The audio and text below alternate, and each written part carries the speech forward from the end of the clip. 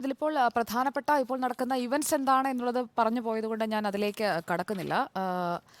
നേരത്തെ ഉണ്ണി സാർ സൂചിപ്പിച്ച ഒരു വിഷയത്തിൽ നിന്ന് തുടങ്ങാം. മല്ലികാർജ്ജുൻ ഖർഗെ എഴുതിയ കത്ത്, മമതാ ബാനർജിക്ക് എഴുതിയ ആ കത്ത് ഒരു വളരെ പ്രധാനപ്പെട്ട ഒരു എലമെന്റ് ആണ് ഈ തുടരുന്ന പ്രോസസ്സിൽ എന്നാണ് ഞാൻ മനസ്സിലാക്കുന്നത്. അതിൽ കൃത്യമായി അദ്ദേഹം പറയുന്നുണ്ട്, I have been made aware that some miscreants may foment trouble for the യാത്ര. I am not sure if intention may be to show the state administration in bad light or disturb the യാത്ര. മല്ലികാർജ്ജുൻ ഖാർഗെ കാര്യങ്ങൾ മുൻകൂട്ടി കണ്ടു എന്ന് മനസ്സിലാക്കേണ്ട ഒരു reference ആ കത്തിൽ തന്നെയുണ്ട്. മമതാ ബാനർജിക്ക് കത്തയക്കുന്നു.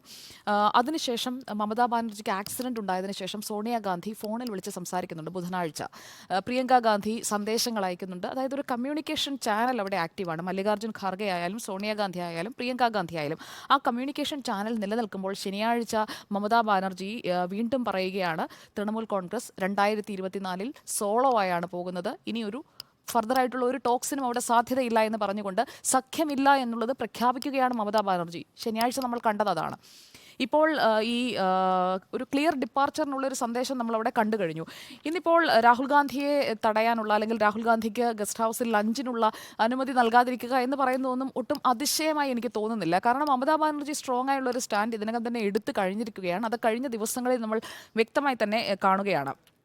അഭിഷേക് ബാനർജി എം പിയുടെ ഒരു പ്രതികരണം ഇന്ന് വന്നിട്ടുണ്ട്. ഒരു സൗണ്ട് ബൈറ്റാണ്. ആ സൗണ്ട് ബൈറ്റിൽ അഭിഷേക് ബാനർജി എന്ന് പറഞ്ഞിരിക്കുന്നത് ഇന്ത്യ മുന്നണിയിലെ പ്രശ്നങ്ങൾക്കൊക്കെ കാരണം കോൺഗ്രസ് ആണെന്നാണ്. ഡെറിക് ഒബ്രിയാൻ അല്ല പറയുന്നത്. മമതാ ബാനർജിയുമായി അടുത്ത് നിൽക്കുന്ന, അല്ലെങ്കിൽ അഭിഷേക് ബാനർജി പറയുമ്പോൾ അതിൻ്റെ ഒരു വെയിറ്റേജ് കൂടുതലാണ്. ക്ലിയറായി പറയുന്ന സിംഗിൾ സെൻറ്റൻസ് ഇന്ത്യ മുന്നണിയിലെ പ്രശ്നങ്ങൾക്ക് കാരണം കോൺഗ്രസ് ആണ് എന്നുള്ളതാണ്. PTA അത് റിപ്പോർട്ട് ചെയ്തിട്ടുണ്ട്. അതിൽ അദ്ദേഹം എടുത്തു പറയുന്ന മറ്റൊരു കാര്യം, കോൺഗ്രസിൻ്റെ അതായത് ഒരു സിറ്റിംഗ് ഐഡിൽ പോളിസി, ഈ വെറുതെ ഇരുന്ന് കളഞ്ഞ സമയമുണ്ടല്ലോ, ഒരു 8 മാസക്കാലം ഉണ്ടായിരുന്നു ഈ തെരഞ്ഞെടുപ്പിന് ഒരുങ്ങുന്നതിനായി സീറ്റ് ഷെയറിംഗിലേക്ക് ഒരു അലയൻസ് ഫോം ചെയ്യുമ്പോൾ സീറ്റ് ഷെയറിങ്ങിനെ കുറിച്ചൊക്കെ സംസാരിച്ചു തുടങ്ങണം. അത് അവസാന ഘട്ടത്തിലേക്ക് ഞങ്ങളുടെ യാത്ര, ഞങ്ങളുടെ തെരഞ്ഞെടുപ്പ് എല്ലാം പൂർത്തിയായി കഴിഞ്ഞിട്ട് നമുക്ക് സീറ്റിൻ്റെ കാര്യം പറയാം എന്ന് പറഞ്ഞാൽ അതിന് തൃണമൂലിനെ കിട്ടില്ല എന്നുള്ളതാണ് തൃണമൂൽ വളരെ കൃത്യമായി തന്നെ പറയുന്നത്. അതുകൊണ്ടാണ് എല്ലാ സീറ്റിലും 42 സീറ്റിലും ഞങ്ങൾ ഒറ്റയ്ക്ക് മത്സരിക്കുമെന്ന് മമത ഉറപ്പിച്ചിരിക്കുന്നത്. ഇനിയിപ്പോൾ ഒരു സീറ്റ് ഷെയറിംഗിലേക്കൊന്നും തൃണമൂൽ പോകാനുള്ള സാധ്യത വളരെ കുറവാണ്. പിന്നെ അധിർ രഞ്ജൻ ചൗധരി എന്ന് പറയുന്ന ഒരു ഫാക്ടർ അവിടെ നിൽക്കുന്നുണ്ട്. ഡെറിക് ഒബ്രിയാൻ ആവർത്തിച്ച് പറഞ്ഞുകൊണ്ടേയിരിക്കുകയാണ് ഈ പ്രശ്നങ്ങളൊക്കെ വഷളാക്കിയത് അധിർ രഞ്ജൻ ചൗധരി. അതൊരു BJPയുടെ ബി ടീം പോലെയാണ്, അല്ലെങ്കിൽ അമിത്ഷാ എന്താണോ പറയുന്നത് അതുതന്നെയാണ്. ED ഓഫീസുകൾ ആക്രമിച്ച വിഷയത്തിലായാലും ഒക്കെ അധിർ രഞ്ജൻ പറയുന്നതും അമിത്ഷാ പറയുന്നതും ഏകദേശം ഒരേ കാര്യങ്ങൾ തന്നെയാണ് എന്ന് ആവർത്തിച്ച് ഡെറിക് ഒബ്രിയാൻ പറയുന്നുണ്ട്. ഈ സൂചനകളൊന്നും കോൺഗ്രസിന് മനസ്സിലായില്ലേ എന്നുള്ള ഒരു കാര്യമാണ് ഈ ഘട്ടത്തിൽ എനിക്ക് പറയാനുള്ളത്. അപ്പോൾ ഇപ്പോഴത്തെ ഈ സംഭവങ്ങളുടെയൊക്കെ പശ്ചാത്തലത്തിൽ കോൺഗ്രസിൻ്റെ ഈ ബിഗ് ബ്രദർ കളിയുണ്ടല്ലോ, അത് നടക്കില്ല ഇനി. ആ ബിഗ് ബ്രദർ കളിക്കാൻ നിന്നാൽ അഖിലേഷ് യാദവും സമ്മതിക്കില്ല, മമതാ ബാനർജി സമ്മതിക്കില്ല, അരവിന്ദ് കെജ്രിവാളും സമ്മതിക്കില്ല, നിതീഷ് കുമാർ ഓൾറെഡി പോയി. അപ്പോൾ അത് കോൺഗ്രസ് തിരിച്ചറിയണം. അല്ലാതെ മാൾഡയിലെ ഗസ്റ്റ് ഹൗസിലെ വിഷയമല്ല ഇവിടുത്തെ യഥാർത്ഥ വിഷയം. ഇന്ത്യ മുന്നണി തകരുകയാണ്. ഉണ്ണി സാർ വളരെ കൃത്യമായി പറഞ്ഞു, ഇന്ത്യ മുന്നണി എന്ന് പറയുന്നത് ഇറ്റ്സ് ഫോളിങ് അപ്പാർട്ട്. അപ്പോൾ ആ രീതിയിൽ ഒരു സംവിധാനം തകരുന്നു എന്ന് മനസ്സിലാക്കിക്കൊണ്ട് അതിനാവശ്യമായിട്ടുള്ള ഒരു മെക്കാനിസം ചെയ്യുന്നതിന് പകരം ഞങ്ങളുടെ റാലിക്ക് ഇന്നയിടത്ത് ഉച്ചഭക്ഷണത്തിന് അനുമതിയില്ല, അതല്ലല്ലോ ഇവിടെ പ്രധാനം. ഇങ്ങനെ ഒരു മുന്നണി തകരുന്നു എന്നത് മനസ്സിലാക്കി അതിനായിട്ടുള്ള കാര്യമാണ് ചെയ്യേണ്ടത്. മല്ലികാർജ്ജുൻ ഖാർഗെ പറയുന്നു നിതീഷ് കുമാറിൻ്റെ മുന്നണി വിടൽ അത് പ്രീ പ്ലാൻഡ് ആണ്. അതിന് ത്യാഗി കൃത്യമായ മറുപടി കൊടുക്കുന്നു. KC ത്യാഗി, JDUവിന്റെ KC ത്യാഗി കൃത്യമായ മറുപടി കൊടുക്കുന്നുണ്ട്. ഒരു അൺടച്ചബിളായി നിൽക്കുന്നത് കോൺഗ്രസ് ആണ്. കോൺഗ്രസിന്റെ പ്രശ്നമാണ് അവിടെയെന്ന് മുന്നണി വിട്ടുപോയ JDU പറയുന്നു. മുന്നണിയിൽ ഉണ്ടെങ്കിൽ പോലും സീറ്റ് ഷെയറിംഗ് ഇല്ല എന്ന് പറയുന്ന മമത പറയുന്നു. എല്ലാവരും കോൺഗ്രസിന്റെ ഒരു ആറ്റിറ്റ്യൂഡ് ഇഷ്യൂ ആണ് അവിടെ. പക്ഷേ ത്യാഗി മറ്റൊന്നും കൂടി പറഞ്ഞിട്ടുണ്ട്, മമത പ്രധാനമന്ത്രി സ്ഥാനാർത്ഥിയായി ഖാർഗെ നിർദ്ദേശിച്ചത് കൊണ്ടാണ് പോയത്. നിതീഷിന്റെ പിണക്കത്തിന്റെ കാരണം നമ്മൾ ചർച്ച ചെയ്താണല്ലോ. ഇവിടുത്തെ ഞാൻ പറഞ്ഞു വെച്ചാൽ കോൺഗ്രസിനെ കുറിച്ച് മുന്നണികൾ, അല്ല മുന്നണിയിലെ മറ്റു കക്ഷികൾ മനസ്സിലാക്കുന്ന കാര്യമാണ്. JDU പറയുന്നു അൺടച്ചബിളായി നിൽക്കുന്നു, മമത പറയുന്നു സീറ്റ് ഷെയറിങ്ങിനെ കുറിച്ച്. മമത എന്ന് വെച്ചാൽ തൃണമൂലിൽ നിന്ന് അഭിഷേക് കൃത്യമായി പറയുന്നത് മമതയുടെ വാക്കുകൾ തന്നെയാണ്. കൃത്യമായ ഒരു സീറ്റ് ഷെയറിംഗിലേക്ക് 8 മാസം ഞങ്ങൾ കാത്തിരുന്നു, ഇതിൽ കൂടുതൽ ഞങ്ങൾ എന്ത് കാത്തിരിക്കണമെന്ന് ചോദിക്കുന്നു. അഖിലേഷ് യാദവും ഈ പറയുന്ന രീതിയിലുള്ള കോൺഗ്രസിന്റെ സമീപനത്തോട് യോജിപ്പില്ല എന്നുള്ളത് പരസ്യമായി തന്നെ പറയുന്നു. ആപ്പ് ഭഗവത് മന്നിലൂടെ അരവിന്ദ് കെജ്രിവാൾ പറഞ്ഞു വയ്ക്കുന്നു 13-ലും ഞങ്ങൾ ഒറ്റയ്ക്കാണ്. അതിലും ഡൽഹിയിൽ നടത്തിയ ചർച്ചയിലൊന്നും ഒരു പരിഹാരവുമായിട്ടില്ല.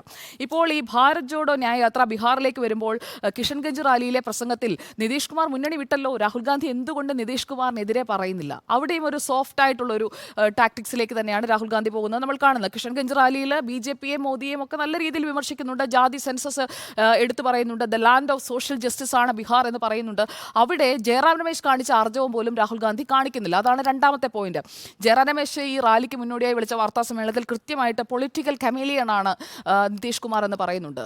അപ്പോൾ ആ രീതിയിൽ ഒരു പരാമർശം പോലും രാഹുൽ ഗാന്ധിയുടെ പ്രസംഗത്തിൽ ഒരിടത്ത് പോലുമില്ല. പിന്നെ ഈ RJD ഇതിനകം തന്നെ ന്യായ യാത്രയ്ക്കൊപ്പം ചേർന്നിട്ടുണ്ട്. അറേറിയയിൽ രാഹുൽ ഗാന്ധി RJDയുടെ ആളുകളൊക്കെ ഇതിനകം തന്നെ പങ്കെടുത്തിട്ടുണ്ട്. ഇന്ന് ബംഗാളിൽ നിന്ന് ബീഹാറിലേക്ക് എത്തുമ്പോൾ നല്ല രീതിയിലുള്ളൊരു റിസപ്ഷൻ റാലിക്ക് കിട്ടുന്നുണ്ട് എന്നുള്ളതൊരു ഫാക്റ്റാണ്.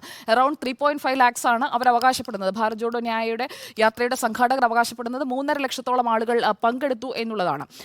അപ്പോൾ കിഷൻഗഞ്ച് ടു അരാറിയ, അതാണ് നമ്മൾ കാണുന്ന ആ ഒരു റീച്ച്. ഇനി അടുത്തത് നാളെ നടക്കാൻ പോകുന്നത് പൂർണിയയിലാണ്. പൂർണിയയിലെ റാലിയിലാണ് തേജസ്വി യാദവ് അടക്കമുള്ള ആളുകൾ പങ്കെടുക്കാൻ പോകുന്നത്. ആ റാലിയിൽ അവർ എക്സ്പെക്ട് ചെയ്യുന്നത് 3 lakhs ആണ്. അപ്പോൾ നിതീഷിൻ്റെ തട്ടകത്തിൽ, BJPക്കൊപ്പം പോയ നിതീഷിൻ്റെ തട്ടകത്തിൽ ഇത്രയും വലിയ റാലി നടത്താൻ, ഇത്രയും ആളുകളെ പങ്കെടുപ്പിക്കാൻ അറിയാമെങ്കിൽ കൃത്യമായി വിമർശിച്ചുകൂടെ? എന്തിനാണ് സ്പെയർ ചെയ്യുന്നത്? നിതീഷിനെ എന്തിനാണ് സ്പെയർ ചെയ്യുന്നത്? ഇനിയും നിതീഷ് തിരിച്ചു വരുമെന്നുള്ള ഒരു പ്രതീക്ഷയിലാണോ? മുന്നണി വിട്ടുപോയി മോദിക്കൊപ്പം റാലി നടത്താൻ പോകുന്ന നിതീഷിനെ ഒന്ന് വിമർശിക്കാൻ പോലും രാഹുൽ ഗാന്ധി അവിടെ തയ്യാറാകുന്നില്ല. നോക്കൂ, ജനുവരി 14 മണിപ്പൂരിലെ തൗബാലിൽ നിന്ന് ഈ റാലി തുടങ്ങുന്നത്. 15 ദിവസമേ ആയിട്ടുള്ളൂ. അതിനിടയിൽ എത്ര നഷ്ടമുണ്ടായി?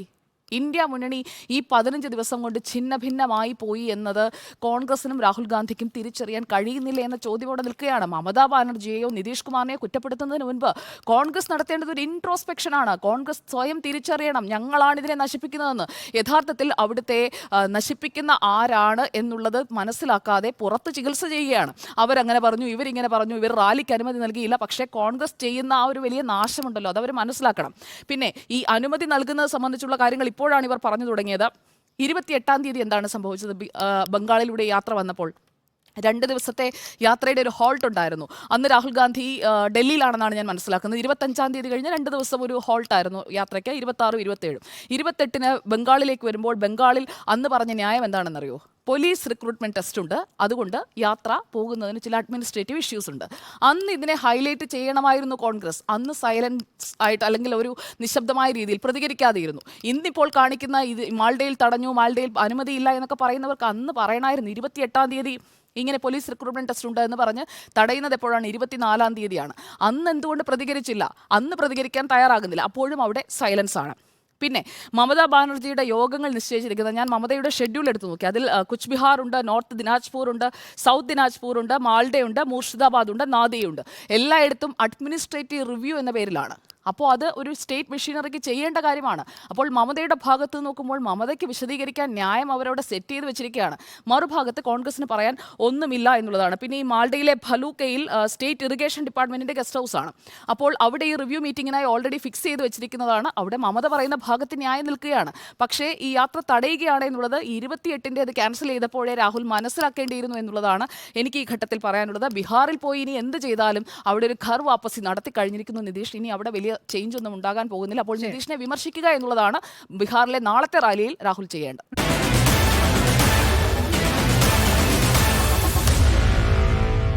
Meet the editors.